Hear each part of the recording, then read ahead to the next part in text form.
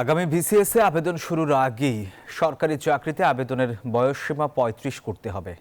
চাকরিতে আবেদনের বয়সসীমা ৩২ বছরের প্রজ্ঞাপন প্রত্যাখ্যান করে ক্ষোভ প্রকাশ করে এই দাবি জানিয়েছেন ৩৫ প্রত্যাশী শিক্ষার্থীরা। মঙ্গলবার রাজু ভাস্কর্যের সামনে বিক্ষোভ করেন তারা। মিছিল শেষে প্রেস ব্রিফিংয়ে তারা অবিলম্বে সরকারি চাকরিতে আবেদনের বয়সসীমা ৩৫ পর্যন্ত বৃদ্ধি করার দাবি জানান। এ সময় তারা বলেন, শিক্ষার্থীদের আশ্বাস দিয়েও সর্বোচ্চ বয়সসীমা ৩৫ না করে ৩২ করা প্রহসনমূলক।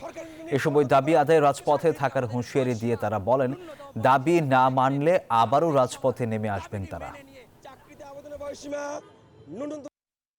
যদি অতি দ্রুত ন্যূনতম ৩৫ সহ শর্ত সাপেক্ষে উন্মুক্ত করা না হয়, তাহলে আন্দোলন কতটা ভয়াবহ রূপে যেতে পারে তাই বাংলাদেশের মানুষ দেখবে।